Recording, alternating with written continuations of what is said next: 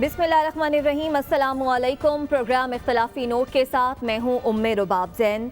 नाज़रीन, सिंध हुकूमत ने बड़ा ऐलान किया है। निसार मोलाई और उज़ैर बलोच की JIT को पब्लिक करने जा रही है पीर के रोज़ यानी कि कल।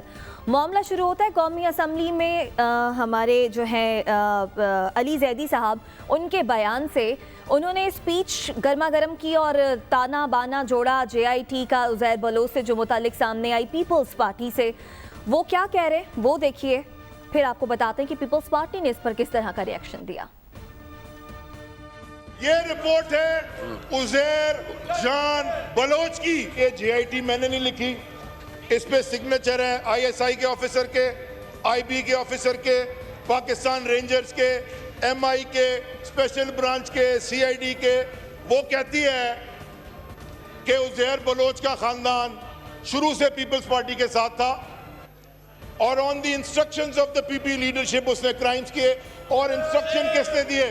मैं नहीं कह रहा, खुदा की कसम ये JIT कह रही है। कादिर पटेल साहब बजट पे तकरीर कर रहे थे थोड़ी देर पहले, सेनेटर यूसुफ बलोच साहब, निसार मोराई साहब, ओएस मुजफ्फर टप्पी साहब, with these people supported Uzair Baloch with arms and finances on the directions of one Asif Ali Zardari. 158 लोगों को उज़ैर बलोच एक्सेप्ट कर रहा है मैंने कत्ल किया।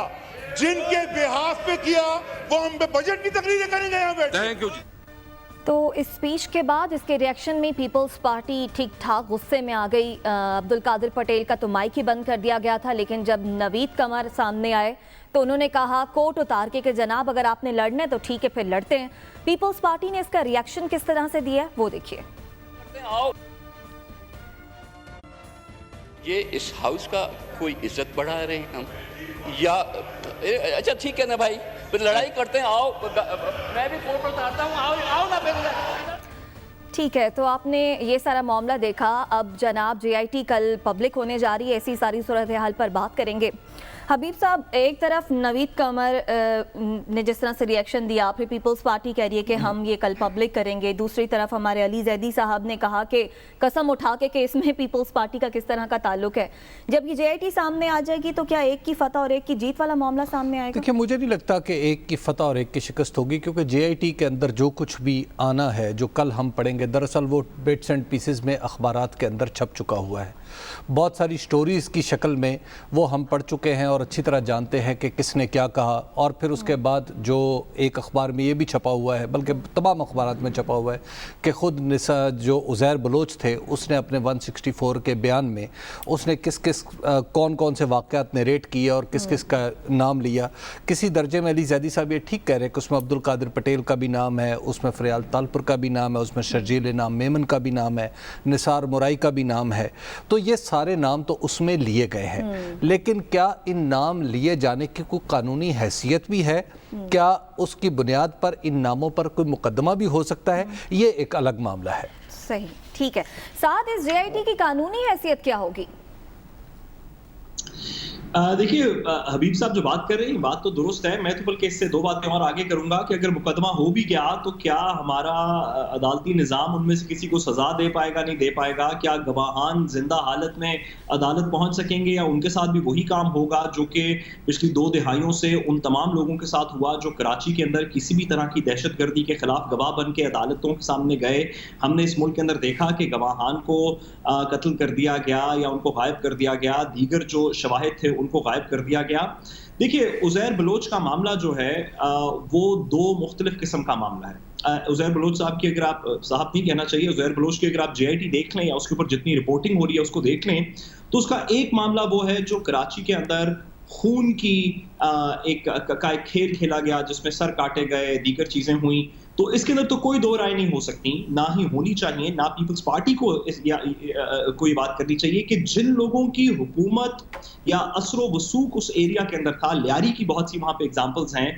तो जो भी लियारी से MNA है, हबीब साहब बेहतर जानते होंगे कि लियारी से पीपल्स पार्टी की तरफ से कौन इलेक्शन लड़ता है, और हम सब की भी यादाश्त को थोड़ा सा बेहतर करेंगे इसके अंदर। लेकिन जो लोग भी वहां पे असर वसूक वाले थे, क्या उनको नहीं पता था? क्या उनकी इजाजत से नहीं हो रहा था? क्या उनकी इन्वॉल्वमेंट या कम अज कम نہ روکنے کا عمل اس کے اندر شامل نہیں تھا. ایک تو یہ ٹیررزم والی بات ہو گئی.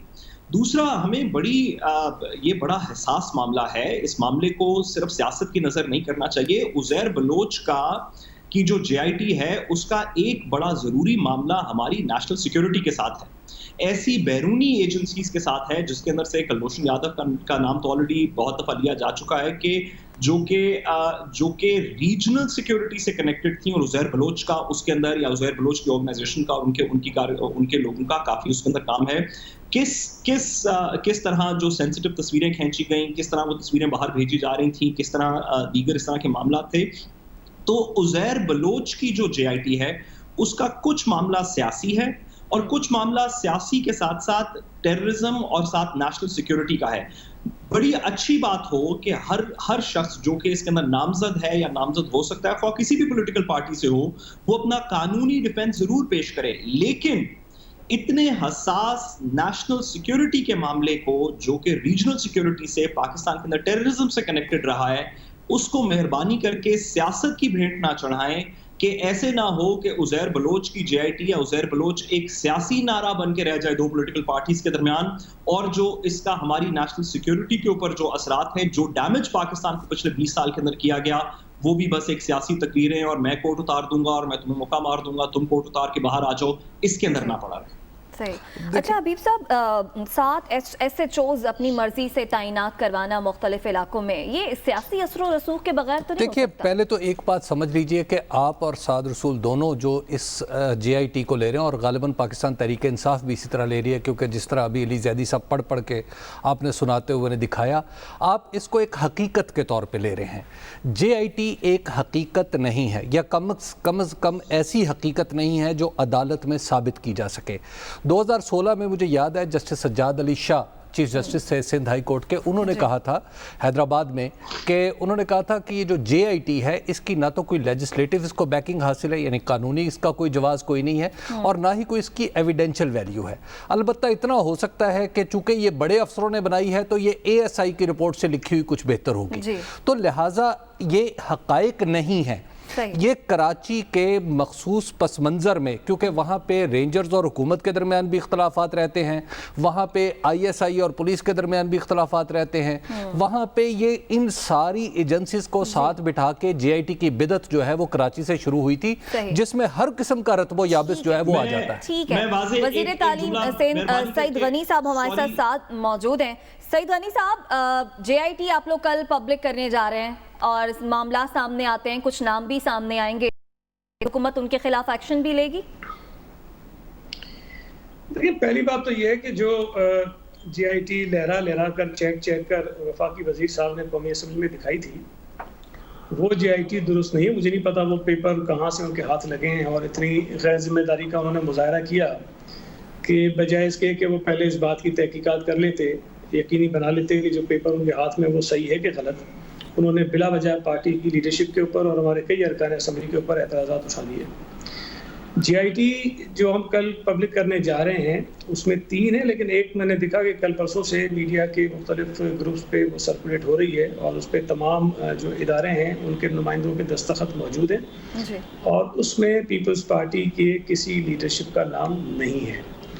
تو وہ چیز سامنے آ جائے گی تو میں سمجھتا ہوں کہ علی زیدی صاحب کو جھوٹا کرنے کے لیے وہ کافی ہے. سعید غنی صاحب, لیکن میں نے سعید غنی صاحب جی سر, سوال آپ سے تھوڑا سا یہ ہے کہ اس بات کو آپ بھی اور آپ کی پارٹی کے دیگر لوگ بھی ماضی کے اندر مختلف ٹائم پیریڈز کے اوپر یہ بات کرتے رہے ہیں, ساری دنیا کو یہ بات پتہ ہے کہ عزیر بلوچ صاحب, عزیر بلوچ کے نیچے یا عزیر بلوچ کے تھرو کراچی کے اندر ایک خون کی ہولی کھیلی گئی, ہر قسم کا ایونٹ ہم نے دیکھا, ٹیررزم دیکھی, لوگوں کے قتل دیکھے, دیگر چیزیں دیکھیں. کیا یہ بات درست نہیں کہ آپ کی پولیٹیکل پارٹی, جس سے شاید کوئی تانے بانے آپ کہتے ہیں نہیں ملتے, علی زیدی صاحب ملتے ہیں, لیکن آپ کی پولیٹیکل پارٹی جو پچھلے بہت عرصے سے اثر و رسوخ رکھنے والی ہے اس صوبے میں, ان ایریاز میں جہاں پہ عزیر بلوچ کی ٹیررزم کے ایونٹس ہیں, کہ وہ پوری طرح اس سے اپنے آپ کو ڈسٹنس کر سکتی ہے کہ جی ہمیں تو کوئی پتہ نہیں ہمارے علاقے میں یہ بندہ کیا کر رہا تھا؟ نہیں, میرا خیال ہے کہ ہم میں سے کسی نے یہ نہیں کہا کہ ہمیں نہیں پتا کہ کیا کر رہا تھا.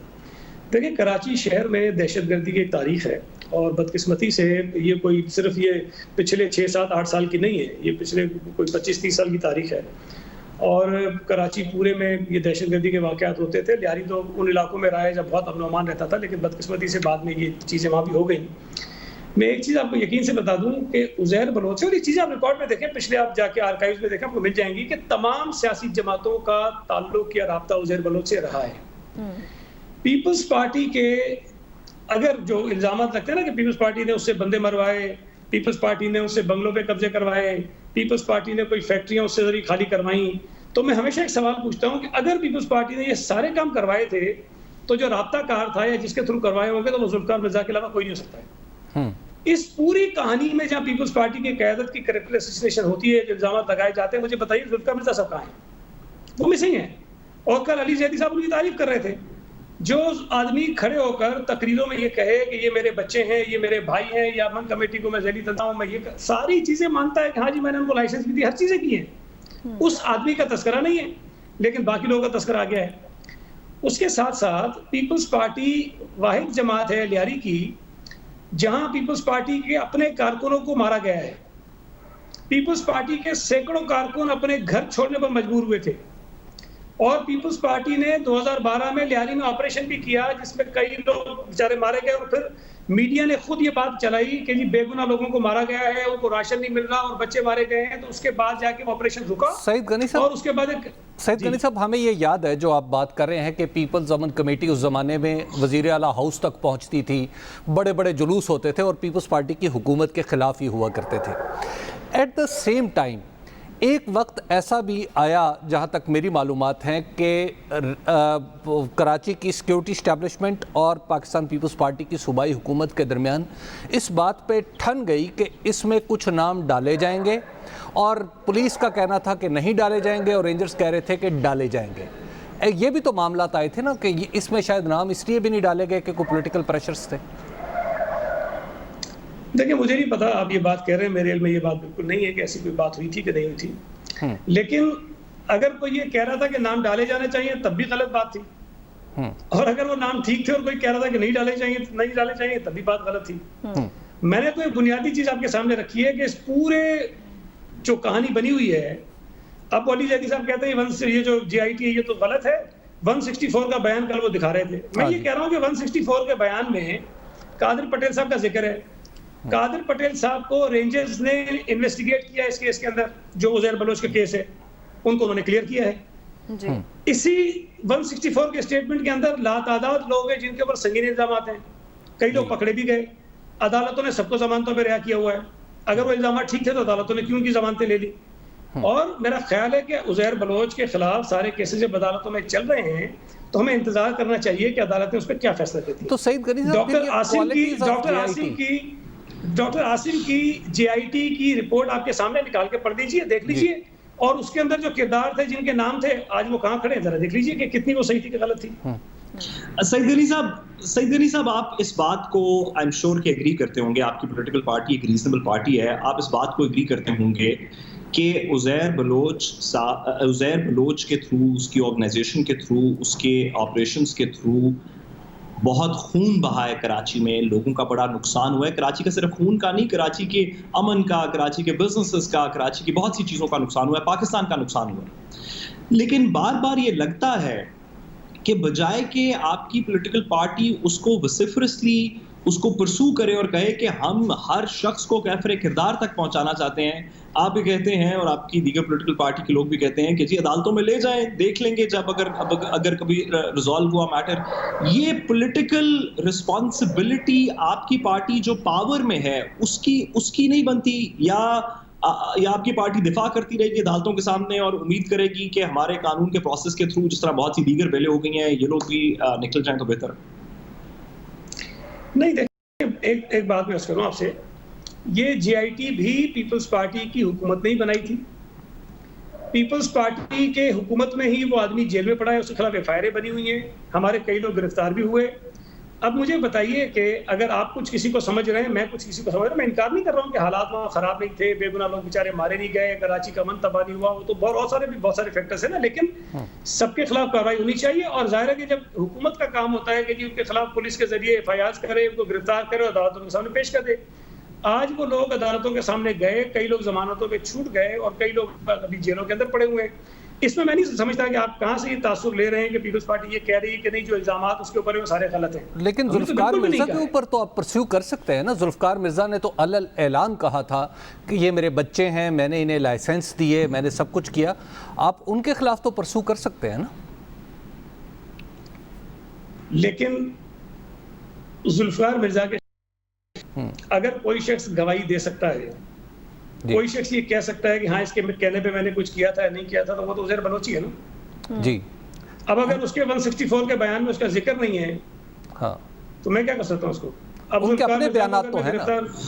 جی ان کے اپنے ذوالفقار مرزا کے اپنے بیانات تو ہیں.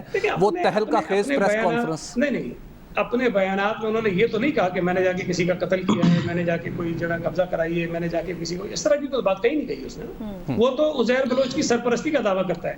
میں تو PTI سے سوال کرتا ہوں، میں تو علی زیدی سے سوال کرتا ہوں کہ اگر آپ عزیر بلوچ کے تمام گناہوں کا ذمہ پیپلز پارٹی پہ ڈالتے ہو تو جو رابطہ ہے بیچ میں، جو کنیکشن ہے بیچ میں، اس کو آپ کیسے مس کر سکتے ہو؟ سعید دینی صاحب آپ تھوڑا سا ذرا اس مسئلے کو مہربانی فرما کے، میں قانون میں آپ کی بات درست ہے کہ عدالتوں نے اپنے فیصلے کرنے ہیں، اس کا ایک پرٹیکولر پروسیس ہے، لوگوں کی ضمانتیں ہوئی ہیں، آپ کی بات یہ درست ہے.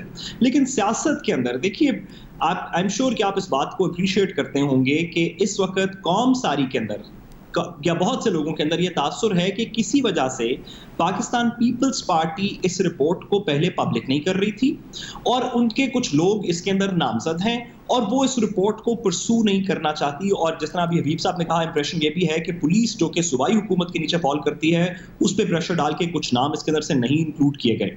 کیا ہی اچھا ہو آپ کی پولیٹیکل پارٹی کے لیے، آپ کے لیے، کہ آپ فرنٹ رو سیٹ لیں عزیر بلوچ کی JIT میں جتنے لوگ نامزد ہیں یا جتنے دیگر لوگ، جس طرح بھی ذوالفقار مرزا صاحب کی اگزامپل دی، جو کہ اس سے کنیکٹڈ ہیں. آپ کی پارٹی سندھ کی حکومت کے ہے، آپ فرنٹ رو اس کے اندر سیٹ لیں، آپ آگے سے لیڈ کریں اور تمام کی پروسیکیوشن کو آپ سب سے زیادہ اسپیئر ہیڈ کریں، تاکہ یہ امپریشن بھی ختم ہو کہ آپ کسی سے کنیکٹڈ تھے. صاحب دیکھیں، اس JIT کی بنا پر یا جو FIRs کٹی ہیں اس کی بنا پر، ہمارے اس وقت کے جو MNA تھے شاہجہان بلوچ، جس کو لوگ کہتے ہیں کہ وہ عزیر کا نمائندہ تھا، لیکن وہ میرے ساتھ UC کا ناظم رہا ہے، پولیٹیکل آدمی ہے، دہشت گرد بالکل بھی نہیں ہے. آج ہماری پارٹی میں نہیں ہے، لیکن میں اس بات کی گواہی دینے کو تیار ہوں کہ وہ دہشت گرد نہیں ہے. جی. وہ MNA، ہمارا MNA ہوتے ہوئے کوئی 1.5-2 سال جیل کے اندر رہا ہے انہی کیسز میں. قادر پٹیل کا میں نے آپ کو بتایا ہے کہ اس کو رینجرز نے انویسٹیگیٹ کیا ہے، وہ لندن سے واپس آیا، رینجرز کے سامنے پیش ہوا اور اس کی جو بھی کارروائی ہوتی ہے انہوں نے کارروائی کی، اس کو انہوں نے کلیئر کیا ہے. اب میں خامخواہ تو کسی کو پکڑ کے نہیں اس کے اندر ڈالوں گا نا. اگر کسی کے اوپر کوئی FIR ہے تو بالکل اس کو پکڑا جانا چاہیے. اور اس FIR میں جتنے لوگ تھے، پیپلز پارٹی کے عہدیدار نہیں تھے، لیکن اور جتنے لوگ. اچھا سعید غنی صاحب، آپ کی موجودگی کا فائدہ اٹھاتے ہوئے یہ بتائیے گا، سندھ میں تعلیم کے حوالے سے، اسکولز کھولنے کے حوالے سے، کالجز کھولنے کے حوالے سے کیا سوچ بچار کیا جا رہا ہے؟ کب تک اسکولز اور کالجز کھولے جائیں گے؟ دیکھیں، ابھی تو میں نہیں سمجھتا کہ پاکستان پورے میں کوئی بھی فرد ایسا ہو جو آپ کو یقین سے یہ کہہ سکے کہ ہم فلاں تاریخ کو یا فلاں مہینے میں اسکول کھول دیں گے. اس وقت تو ہمارے ملک میں جو انفیکشن کا ریٹ ہے وہ بڑھتا جا رہا ہے، اور جب کیسز بڑھ رہے ہوں تو دنیا کے کسی ملک نے اپنے اسکول اور اپنی دیگر مارکیٹس نہیں کھولی ہے، تو پاکستان میں صرف ہو گیا نا. اب لوگ مثالیں دیتے ہیں اٹلی کی، برطانیہ کی. بھائی اس وقت وہاں آج جو انفیکشن کا ریٹ ہے وہ آپ دیکھ لیں کیا ہے، کہیں 0.5% ہے، کہیں 1% ہے، کہیں 2% ہے. تو انہوں نے جب وہ عروج پہ تھے، جب پیک پر تھے، تو انہوں نے اپنے کوئی ادارے نہیں کھولے. تو پاکستان میں اس وقت جو حالت ہے اس میں ہم شاید یہ ممکن نہیں ہمارے لیے کہ کوئی ہم ایک ڈیٹ دے سکیں، لیکن اللہ کرے کہ حالات جلد از جلد ٹھیک ہوں. جو بچوں کی تعلیم کا نقصان ہو رہا ہے ہمیں اس کا بالکل احساس ہے، لیکن ہم بچوں کی تعلیم کو بچانے کے لیے ان کی زندگی اور صحت کو داؤ پر لگانے کو تیار نہیں ہیں.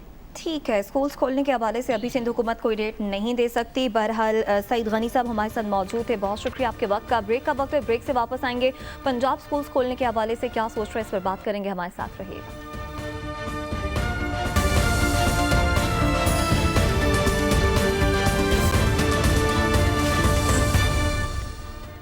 वेलकम बैक नाजरीन। कोरोना की वबा की वजह से 3 माह से ज़ायद का अरसा गुजर चुका है। बच्चों का तालीमी साल जो है उस तरह से तालीमी सरगर्मियाँ शुरू नहीं हो सकी हैं। तालीमी साल ज़ाया ना हो इसके लिए ऑनलाइन स्टडीज़ भी मुतारिफ कराई गई हैं, लेकिन अब पंजाब हुकूमत सोच रही है कि अगर हालात बेहतर हुए तो फिर जल्द से जल्द स्कूल्स खोल दिए जाएंगे। इसी सारी सूरत हाल पर बात करेंगे। हमारे साथ वज़ीर तालीम पंजाब मुराद रास मौजूद हैं। मुराद रास साहब, बहुत शुक्रिया आपके वक्त का। पंजाब हुकूमत सोच रही है कि इंशाल्लाह जब हालात बेहतर होंगे तो स्कूल्स को खोला जाएगा। दुनिया के वो ममालिक जहां पर कोरोना की वबा इस वक्त कुछ कंट्रोल में है, वहां पर कुछ SOPs हैं, उन्हें फॉलो करते हुए स्कूल्स को खोला गया है, जैसे कि चाइना और ताइवान में भी। ये मनाजिर हम अपने नाजरीन को दिखा भी रहे हैं। इंशाल्लाह हालात बेहतर हो जाते हैं, आप लोग स्कूल्स खोलते हैं, तो फिर कौन से SOPs होंगे जिन्हें फॉलो करना ज़रूरी होगा? देखिए जी, आपको मैं एक तो बताऊं कि हम 8 जुलाई को फेडरल के साथ और इंटर प्रोविंशियल मीटिंग्स हैं, सारे सूबों के वजीर तालीम भी होंगे और फेडरल के भी होंगे। उसके लिए हमने जो एटलीस्ट मैं पंजाब के लिए सोच रहा हूँ, मैं आपको वो भी बता सकता हूँ कि जो हमने एटलीस्ट अपनी गाइडलाइन बना रहे हैं उस पर काम पिछले 1 महीने से हो रहा है। देखिए, जब भी स्कूल हम खोलेंगे, जो हमारा ईयरली है वो 15 अगस्त है, और 15 अगस्त का मतलब है कि अगर हम 15 अगस्त को हालात देखते हैं कि कोरोना के कंट्रोल में थोड़े आए हुए हैं, जब भी हम स्कूल खोलेंगे हम सबको एक वक्त में नहीं बुला सकते, हमें स्टैगर करके खोलनी पड़ेंगी क्लासेस, और उसमें भी देखना होगा कि कौन सी क्लासेस पहले जरूरी हैं, उनको पहले बुलाया जाए। लाइक ग्रेड 5 जरूरी है क्योंकि उसने 6 एलिमेंट्री स्कूल में जाना है, ग्रेड 8 जरूरी है क्योंकि उसने सेकेंडरी स्कूल में चले जाना है, 11, 9, 10, 11, 12 जरूरी है। अब आप देखें कि अगर एक क्लास के अंदर 50 बच्चे एट अ टाइम बैठे होते हैं तो हम क्लासेस को डबल 2 शिफ्ट में कर देंगे कि एट अ टाइम क्लास के अंदर 20 से 25 बच्चों से ज्यादा ना बैठे हों, तो वो हमें 2 शिफ्ट करनी पड़ेंगी। इसके अलावा मास्क के बगैर बच्चे स्कूल नहीं आ सकेंगे, और हम डिफरेंट चीजें, डिफरेंट ऑप्शंस जो है वो हम देख रहे हैं कि 2-3 कैटेगरीज बना रहे हैं कि अगर कोरोना की एक कंडीशन होती है तो फिर क्या कैटेगरीज हमें SOPs इस्तेमाल करने हैं, B होती है तो क्या, और C होती है क्या। मुराद राज साहब, ये बताइएगा कि जब आप स्कूल्स में इस तरह शिफ्ट सिस्टम में पढ़ाएंगे, जाहिर है फिर कोर्स को जो सिलेबस है उसको मुकम्मल करने का वक्त पहले भी बहुत सा कोरोना की नज़र हो चुका है। आइंदा अगर आप SOPs के तहत खोलेंगे तो उसमें भी प्रॉब्लम आएगी, तो फिर तो डेफिनेटली इम्तहानात की नेचर भी बदलना पड़ेगी, उनका सिलेबस छोटा करना पड़ेगा, या इस हवाले से भी कुछ सोचा होगा आपने? जी हबीब अकरम साहब, मैं आपको ये बताऊं कि हमने सिलेबस के ऊपर अभी से ही काम करना शुरू कर दिया कि कौन सी बहुत ज्यादा जरूरी चीजें जिस तरह मैथ, साइंस, बाकी चीजें, वो हम उनको प्रायोरिटी दें और उनको भी देखें जो उन बुक्स के अंदर है कि किस तरह थोड़ा सा कम किया जाए, जस्ट इन केस अगर ये हमें जरूरत पड़ती है करने के लिए। क्योंकि मैं नहीं चाहता कि एंड पे हम बैठे हुए हों और कहें कि अच्छा जी अब ये प्रॉब्लम आ गई, किस तरह डील करना है। यू आर एब्सोल्युटली राइट, आप बिल्कुल ठीक कह रहे हैं कि हम अभी से देख रहे हैं कि सिलेबस को भी किस तरह मैनेज किया जाए। मुराद साहब, ये बताइए कि आई एम श्योर कि इसका कोई ऑब्जेक्टिव क्राइटेरिया आपने जहन में रखा होगा। वो कौन से फैक्टर्स हैं जो मद्देनजर रखते हुए आप ये फैसला करेंगे या कर रहे हैं या उसको मॉडिफाई करेंगे कि स्कूल्स किस तरह खुलने हैं? क्या वो कोरोना के नंबर्स हैं, क्या वो कोई स्प्रेड के नंबर्स हैं? वो कौन से फैक्टर्स हैं जो इस फैसले के अंदर सबसे जरूरी हैं आपकी हुकूमत के पर्सपेक्टिव से? देखिए, मैं साद साहब, आपने ये क्वेश्चन किया ना, साद साहब ने किया। जी साद साहब, मैं आपको सबसे जरूरी जो है ऑब्वियसली वो ये नंबर है कि इन्फेक्शन फैल किस तरह रही है। जिस तरह आपने पिछले हफ्ते में देखा, in the last few days, कि लाहौर के अंदर हमने तो 36 अजला देखने हैं, मगर लाहौर के अंदर एकदम नंबर्स ड्रॉप किए और फ्लैट लाइन जरा हुई है लॉकडाउन वगैरह की वजह से, मगर दैट इज वेरी टेम्पररी। देखें, ये जो टेम्पररी लॉकडाउन के साथ हो रही है, नंबर्स नीचे आ रहे हैं, at the end of the day हमने देखना है कि स्प्रेड के नंबर्स क्या है। क्योंकि देखें, इस वक्त बड़ा आसान है कि ना स्कूल खोल दें, खुदा ना खास्ता किसी बच्चे की डेथ हो गई या उनकी फैमिली इफेक्ट हो गई, अभी लोग कह रहे हैं आप खोलें, हमें परवाह नहीं है, तो अब लोग हमें छोड़ेंगे नहीं। मुझे पता है लोग नहीं छोड़ेंगे कि नहीं जी आपने क्यों खोल दिया। So we have to be, we are between a rock and a hard place. हमें बड़ा सोच समझ के फैसला करना है। मुराद साहब, आपकी बात ठीक है कि सोच समझ के फैसला करना है, लेकिन अगर हम नंबर्स देखें, जैसे अभी आप खुद भी कह रहे हैं कि थोड़े नीचे की तरफ आ रहे हैं, 1 जुलाई से अब तक देखें तो हमें जो कर्व है वो नीचे की तरफ जाती नज़र आ रही है। ایٹ دا سیم ٹائم جس طرح آپ کہہ رہے ہیں کہ ہم اسکولوں کو ڈبل شفٹ میں کر سکتے ہیں, کورس کے اوپر کمپرومائز کر سکتے ہیں, امتحانات کے سسٹم کو سوچ سکتے ہیں, تو پھر تو اسکول کھولنے کی گنجائش اور آرگومنٹ زیادہ طاقتور ہو جاتا ہے کہ آپ اسکولوں میں بے شک 2 شفٹوں کی بجائے 3 شفٹ کر لیں, بچوں کی 1/3 تعداد یعنی 3 دن میں ایک دفعہ بچہ اسکول جائے, تو آپ یہ سارے ارینجمنٹ کے ساتھ تو پھر تو اسکول کھولے جا سکتے ہیں اس صورتحال میں بھی. دیکھیں حبیب اکرم صاحب, یہ سب تب ہو سکتا ہے کہ اگر ہمیں صحیح جو انفارمیشن obviously ہمیں ملتی ہے کہ وہ انفارمیشن کے اندر یہ ہو کہ سپائک نہیں کری جا رہا. اگر تو نمبرز اوپر جاتے جائیں گے تو پھر تو ہم نہیں یہ کر سکیں گے. مگر آپ بالکل ٹھیک کہہ رہے ہیں, میں تو یہ کہہ رہا ہوں کہ نہ بچوں کو باہر کھیلنے کی اجازت ہوگی, وہ جو بریک ٹائم ہوتا ہے وہ ختم ہو جائے گا کیونکہ کلاسز کا ٹائم کم ہو جائے گا, آپ اور نہ ہی ان کو لنچ اکٹھا کرنے کا یا کوئی اس طرح کا ٹائم وہ بھی نکال دیا جائے گا. مراد صاحب اس ایکویشن کی فلپ سائڈ کیا ہے؟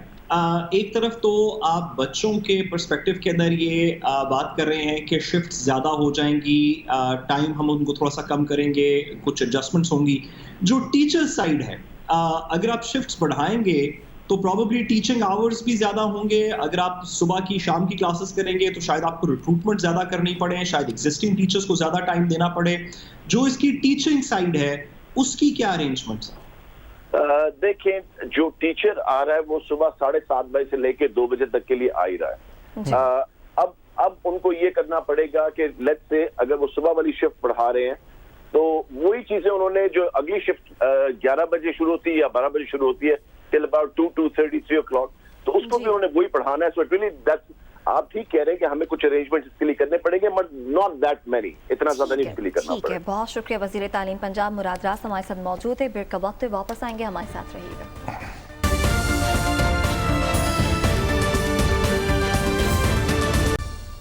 ویلکم بیک ناظرین. شمالی علاقہ جات میں 30 سے زائد پی ٹی ڈی سی موٹلز کو بند کرنے کا فیصلہ کیا گیا ہے. زلفی بخاری کہتے ہیں کہ ہم اس ڈپارٹمنٹ کو بند نہیں کرنا چاہ رہے بلکہ اسے مزید امپروو کریں گے. ان موٹلز کو بند کرنے کی وہ وجہ کیا بتا رہے ہیں وہ دیکھیے, پھر یہیں سے گفتگو کا آغاز کرتے ہیں. 2019 میں ہی ہم نے کیبنٹ کا ڈیسیجن ہے کہ اس کا میکنزم بنانا ہے کہ آگے پی ڈی ڈی سی کو کیسے چلانا ہے, اور یونینز کے ساتھ ہم انگیج کریں, نیگوشیٹ کریں لے آف کے لیے, اور آگے جاتے ہوئے جو ہماری جو موٹیلز ہیں ان کو صوبوں کو دیں, ان کے ساتھ ایک ٹیمپلیٹ دیں کہ وہ 30 سال یا 33 ایئرز کی لیز پہ پرائیویٹ سیکٹر کو لیز کریں, اور ایسی ٹیمپلیٹ دیں کہ انٹرنیشنل آپریٹرز اور ہمارے جو اچھے نیشنل انٹرنل جو آپریٹرز ہیں وہ آ کے پی ڈی ڈی سی کو چلائیں. تو سیاحت کے حوالے سے بھی سب زلفی بخاری کہہ رہے ہیں کہ پاکستان اپنا برانڈ بھی لانچ کرنا چاہ رہا ہے. 400 ملازمین فارغ کر دیے ہیں, موٹلز کو بند کر دیا گیا ہے. جسٹیفیکیشن ٹھیک ہے ان کی؟ میرا خیال ہے بہت ہی اچھی جسٹیفیکیشن ہے, اور پاکستان تحریک انصاف نے اب تک گزشتہ 2 سالوں میں بے شمار حماقتوں کے ساتھ جو 2 اچھے کام کیے ہیں, یہ دوسرا اچھا کام ہے. پہلا اچھا کام تھا پاکستان سٹیل مل کو بند کرنا, اور دوسرا اچھا کام ہے پاکستان ٹورزم ڈیولپمنٹ کارپوریشن سے جان چھڑا لینا. ان کے ملازمین کے ہاتھ میں اور اس کارپوریشن کے ہاتھ میں ہماری سیاحت یرغمال بنی ہوئی تھی, اور یہ جو اتنے جو موٹلز تھے یہ دراصل سرکاری ملازموں کے اڈے اور ٹھیے بنے ہوئے تھے یا ان کے واقف کاروں کے لیے تھے, اور وہاں پر جائیں تو یہ بھوت بنگلے تھے. نہ وہاں پہ کوئی ڈھنگ کا کھانا تھا, نہ ڈھنگ کے رہنے کی جگہ تھی, نہ ڈھنگ سے وہاں کے لان مینٹین تھے. تو لہٰذا یہ تو کام بہت اچھا کیا ہے. اللہ کرے یہ حکومت اسی طرح آگے بڑھے, اور اگر سیاحت میں واقعی یہ کچھ کرنا چاہتی ہے تو سیاحت میں بڑے فیصلے ہماری سماجی اور قانونی جکڑ بندیاں ہیں کہ آپ باہر سے لوگ آتے ہیں یہاں پہ, تو یہاں پہ آ کے کہاں جائیں؟ یہاں پہ نہ کوئی کھانے پینے کی جگہ, نہ کوئی کھانے کی جگہ, نہ کہیں بیٹھ کے کوئی آپ اپنے خوش وقتی کر سکتے جیسے پوری دنیا میں جاتے ہیں. تو آپ یہاں پہ سب سے پہلے تو ان قوانین کو ٹھیک کریں, کوئی تھوڑی سی سوسائٹی کے اندر نرمی لے کے آئیں, سماج کے اندر سیاحت کی ایک گنجائش پیدا کریں. تو میرا خیال ہے کہ پھر آپ کی سیاحت آپ کو پتہ ہے کتنی جا سکتی ہے. پاکستان ان ملکوں میں سے ہے جہاں پہ سیاحت کا حصہ جی ڈی پی میں صرف 2.5% ہے, اور دنیا میں یہ 10% ہے. یعنی اگر ہم یہیں سے اوپر چلیں تو ہم 4 گنا اوپر جا سکتے ہیں اور بڑی سپیڈ سے جا سکتے ہیں. میرا خیال ہے کہ پی ٹی ڈی سی کو بند کرنا ایک بہت ہی عمدہ اور درست فیصلہ ہے. اللہ کرے اس طرح کا فیصلہ پی آئی اے کے بارے میں بھی کر لیں, اللہ کرے اس طرح کا فیصلہ وابڈا کے بارے میں بھی کر لیں, اللہ کرے اس طرح کا فیصلہ محکمہ زراعت کے بارے میں بھی کر لیں جو ہمارے صوبائی محکمہ زراعت ہے. ٹھیک ہے. سعد, حبیب صاحب تو سراہ رہے ہیں اس فیصلے کو, آپ کی نظر میں یہ فیصلہ ٹھیک ہے؟ دیکھیے, جس طرح کہ پی ٹی ڈی سی کا نام ہے پاکستان ٹورزم ڈیولپمنٹ کمپنی, یعنی کہ ان کا کام کم از کم قانون کے نیچے, ان کے ایمبٹ کے نیچے صرف ایک موٹل کو کے اندر بجلی, پانی اور عجیب سا بستر اور یہ کام نہیں تھا. ان کا کام ایفیکٹولی اس انسٹیٹیوشن کا یہ تھا کہ وہ سیاحت کو فروغ دیں گے, وہ ٹورزم کو ڈیولپ کریں گے, ان مقامات کو, ان ہوٹلز کو, موٹلز کو جو ان کو انٹرسٹ کیے گئے ہیں ان کے گرد و نواح کی ڈیولپمنٹ کریں گے, وہاں پہ لوگوں کو انکریج کریں گے, اٹریکٹ کریں گے آنے کا. تو کم از کم اس بات کے اوپر تو ہم سب ایگری کر سکتے ہیں کہ اس کام کے اندر, ڈیولپمنٹ آف ٹورزم کے اندر پی ٹی ڈی سی نے پچھلے بہت سے دہائیوں کے اندر کوئی کام نہیں کیا. تو اس کا کیا نیا ماڈل کارآمد ہوگا, کیا صوبوں کو دینے سے یہ ٹورزم فروغ پائے گی, اس کے اوپر تو بھی کوئی کنسنسس کسی حتمی طور پہ بات نہیں کی جا سکتی. لیکن یہ بات حتمی طور پہ ضرور کی جا سکتی ہے کہ جو ایگزسٹنگ ماڈل تھا پی ٹی ڈی سی کا, جس کا کام یہ تھا کہ ٹورزم کو ڈیولپ کر کے پاکستان کے اندر سے اور بیرون ملک لوگوں کو پاکستان کی ٹورزم کی طرف اٹریکٹ کیا جائے گا مختلف طریقوں سے جو کہ انٹرنیشنلی بیسٹ پریکٹسز ہیں, اس کے اندر پی ٹی ڈی سی کیونکہ فیل ہو چکی تھی تو اس کو ری وزٹ کرنے کی ضرورت ہے. اور یوں بھی 18ویں ترمیم کے بعد یہ صوبوں کا معاملہ ہے, یہ وفاق کے پاس اس کی کوئی ریگولیشن رہنی چاہیے, صوبے کریں اپنا جو کرنا ہے. اور اس کا سکسیس, حبیب صاحب جیسے کہ آپ ایگری کریں گے اس بات سے, اس کا سکسیسفل ماڈل آنے والے دنوں میں کیا ہوگا یہ تو بھی ڈیولپ ہوگا, لیکن کم از کم فیلنگ ماڈل کو بند کرنا ضروری تھا. صحیح, ٹھیک ہے. اس کے ساتھ ہی پروگرام سے اجازت دیجیے, آپ سے اگلے ہفتے ملاقات ہوگی. اللہ نے کے پائے.